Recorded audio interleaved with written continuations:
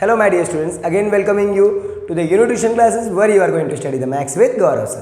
So series continue करते हुए last video में हमने देखा था किस तरह से हम एरिया फाइंड कर सकते हैं रिलेटेड टू सर्कल।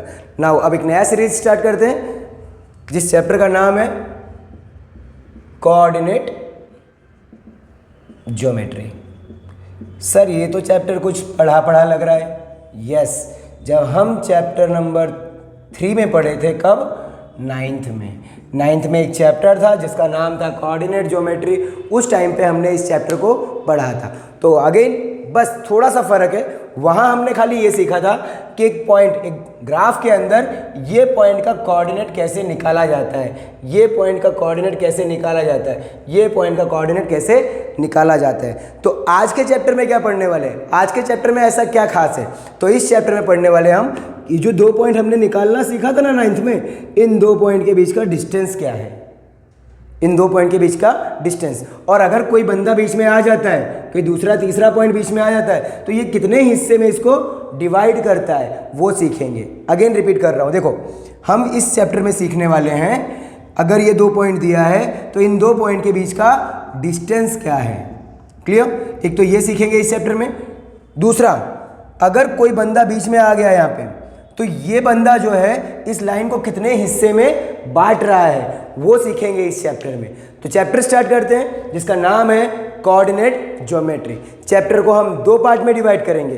पहला हमारा डिस्टेंस फॉर्मूला, दूसरा हमारा सेक्शन फॉर्मूला। पहले बात करेंगे हम इस पार्ट के अंदर डिस्टेंस फॉर्मूला के बारे में। तो डिस्टेंस फॉर्मूला क्या होता है पहले वो देखेंगे हम। नाम से मालूम पड़ रहा है बच्चों, डिस्टेंस फॉर्मूला। देखो, एक फॉर्मूला मतलब कोई एक फॉर्मूला होगा कुछ फाइंड करने के लिए। तो किसका फॉर्मूला होगा? क्या फाइंड करने के लिए?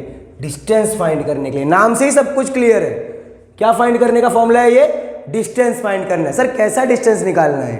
देखो, जैसे कि एक पॉइंट दिया है ये और एक पॉइंट दिया है ये पॉइंट ऐसे कहीं पे भी नहीं है, ये पॉइंट पर्टिकुलर ग्राफ के ऊपर है। जैसे समझना,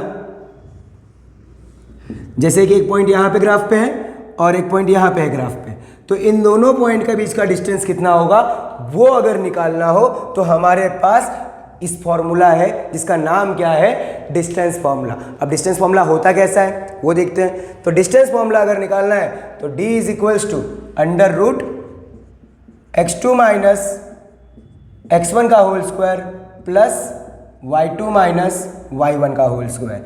ये होता है हमारा डिस्टेंस निकालने का फॉर्मूला। तो क्या एग्जांपल देखते हैं ताकि आपको क्लियर हो जाए डिस्टेंस फॉर्मूला होता क्या है। आज खाली डिस्टेंस फॉर्मूला का इंट्रोडक्शन पढ़ने वाले हैं कि अगर एग्जांपल आता है तो हम कैसे कर सकते हैं। जैसे कि मान लो कि एक पॉइंट है जिसका नाम है x1 y1 और एक पॉइंट है जिसका नाम है x2 y2। इन दोनों के बीच का डिस्टेंस तो सर ने दे दिया था डिस्टेंस फॉर्मूला। क्या फॉर्मूला था बच्चों? x2 माइनस x1 का whole square, y2 minus y1 का होल स्क्वायर। ये फॉर्मूला होता है। लेकिन अब अगर मान लो कि ये पॉइंट जो है वो ऐसा है 3 और 6, 1 और 5। अब क्या निकालना है? डिस्टेंस निकालना है इन दोनों पॉइंट के बीच का डिस्टेंस। तो कुछ नहीं ना, खाली वैल्यू पुटअप करना है। x2 की वैल्यू 1, x1 की वैल्यू 3 का स्क्वायर, y2 की वैल्यू 5, y1 की वैल्यू -6 का स्क्वायर, अंडर रूट 1 माइनस 3 बच्चों -2 का स्क्वायर, 5 माइनस 6 बच्चों -1 का स्क्वायर, -2 का स्क्वायर क्या होगा 4, -1 का स्क्वायर क्या होगा 1। तो आंसर आ गया अंडर रूट 5। तो इस तरह से हम किसी 2 पॉइंट के बीच का डिस्टेंस निकाल सकते हैं। तो ये होता है हमारा डिस्टेंस फॉर्मूला। तो इसी चीज़ को एक और एग्जाम्पल लेके समझते हैं। फिर नेक्स्ट वीडियो में हम एक्सरसाइज की बात करेंगे कि एक्सरसाइज में कैसे क्वेश्चन आएंगे ताकि आप उसको क्या कर सकते हो, क्लियर कर सकते हो। जैसे कि मान लो एक पॉइंट है 4 और 7 और एक पॉइंट है 3 और 2। इन दोनों के बीच का डिस्टेंस बताना है। तो ये हो गया मेरा x2 y2, ये हो गया मेरा x1 y1। फॉर्मूला बताया था डिस्टेंस का, distance is equals to under root x2 minus x1 का whole square plus y2 minus y1 का whole square. Under root x2 की वैल्यू क्या है बच्चों? 3 माइनस 4 का स्क्वायर प्लस y2 की वैल्यू क्या है? 2 माइनस 7 का स्क्वायर।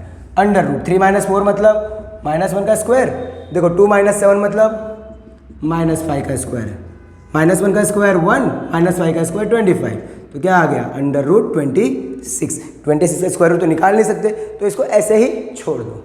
तो इस तरह से हम क्या कर सकते हैं, डिस्टेंस निकाल सकते हैं। तो नेक्स्ट वीडियो में अगेन मिलेंगे इसी डिस्टेंस फॉर्मूले को कंटिन्यू करते हुए, जिसका हमारा नाम है एक्सरसाइज के अंदर 8.1।